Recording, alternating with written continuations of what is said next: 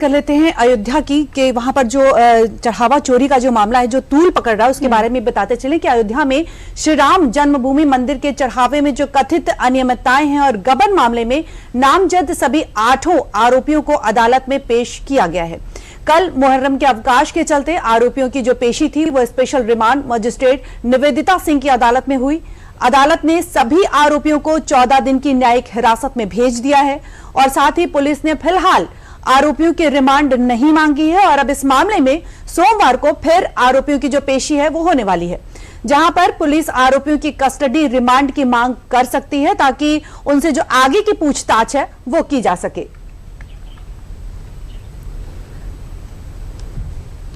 बिल्कुल निधि, आप देखिए, चढ़ावा चोरी मामले में गुरुवार देर शाम ट्रस्ट के सदस्य कृष्ण मोहन की शिकायत पर पहली एफआईआर दर्ज की गई थी। राम मंदिर में दान गबन के मामले में सभी 8 आरोपियों का मेडिकल कराने के बाद कोर्ट में पेश किया गया।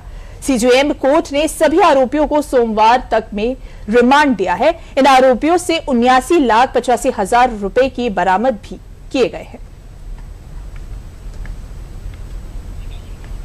अयोध्या स्थित जो है, जो दान पात्र था, उसमें जो श्रद्धालु द्वारा जो उसमें चढ़ावा आता था धन के रूप में, आभूषण के रूप में, ट्रस्ट के कर्मी द्वारा इसका धन का और आभूषणों का गमन किया गया है, भ्रष्टाचार किया गया है। उसी के परिपेक्ष में इनका रिमांड लिया गया है। 8 लोगों का 79,85,000 रुपये, 493 रुपये ये इनके पास से बरामद हुए हैं अलग अलग अमाउंट के रूप में, और इनको मंडे तक का रिमांड दिया गया है। मंडे को फिर ये मतलब विशेष न्यायालय भ्रष्टाचार निवारण अधिनियम में पेश होंगे।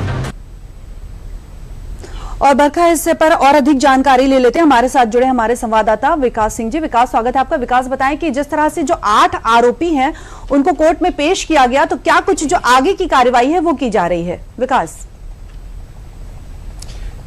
देखिए अब इसकी आगे की कार्रवाई, आगे की जांच चलेगी। पुलिस भी उसकी तफ्तीश करेगी, एसआईटी भी अभी अपनी फाइनल रिपोर्ट सबमिट करेगी और सोमवार को इनकी पुलिस रिमांड लेने के लिए पुलिस अदालत में अपील करेगी और अदालत में इनको रिमांड लेने के बाद इनसे आगे की चीज पूछेगी, इनके क्या कुछ जो करते थे, इसके पीछे क्या क्या चीजें थी। और जैसा कि अभी आपने बताया कि 79 लाख रुपये से ज्यादा इनके पास बरामद किए गए हैं, तो क्या अभी और बरामदगी हो सकती है, उसका प्रयास पुलिस करेगी इनसे पूछताछ के बाद।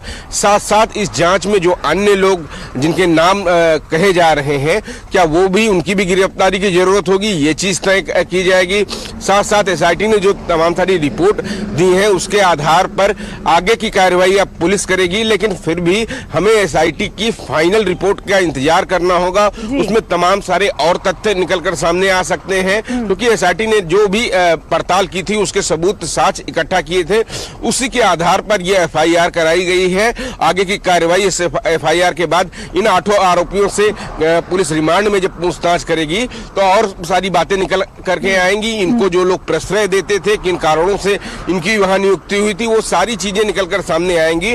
और जो चढ़ावा चोरी के जो आरोप हैं, एक एक आरोपी कानून की जद में आएगा, उसको सजा जरूर मिलेगी। मुख्यमंत्री योगी आदित्यनाथ ने कल इस बात का फिर कहा कि देखिए, एसआईटी की रिपोर्ट उन्होंने 15 दिन का समय मांगा था जनता से, पब्लिक से, और देखिए कि उन्होंने कहा कि जैसे ही इसकी प्रारंभिक रिपोर्ट आई वैसे ही कार्रवाई चालू हो गई है।